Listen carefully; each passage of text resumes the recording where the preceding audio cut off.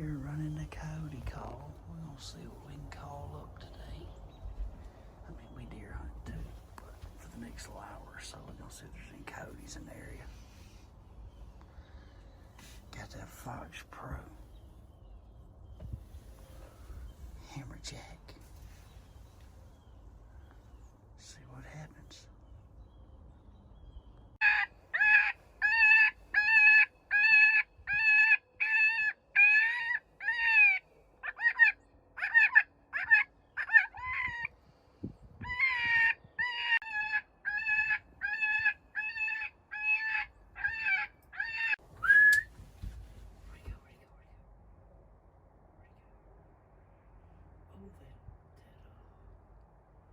Bird's getting me.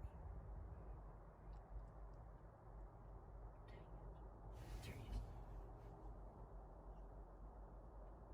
is. Alright, he should be somewhere right out in here. Oh, there he is right there. Those things blend so good. Man, that's a big old cat. Look at the size of that thing. My goodness, that's a big cat. I shot that cat 3 times. I'm very interested to see where I hit him at because I don't understand how he was still walking after the first shot. I'm pretty sure that was the first shot. Right there in the shoulder. So, I really don't know. I want to make sure he's dead though. I know that. Alright, let me get this thing to the truck.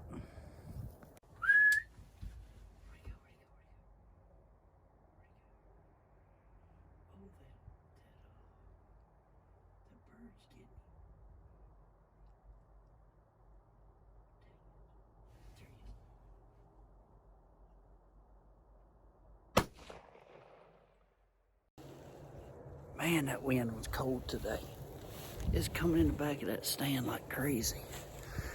So I got that bobcat to come up using the cottontail distress call. I don't know where he came from. I have no clue. I'd been doing a couple calling sequences and sitting. We were hoping for a coyote. And I happened to look up and saw a dark spot and I was like, that's odd. And sure enough, a bobcat. And then if you look in that video, there was a bird attacking the bobcat and making him uneasy.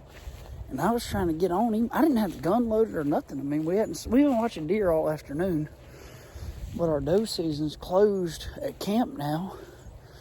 So we said, well, we'll just watch for some bucks and, you know, maybe hit the call a couple times. Just have a good day.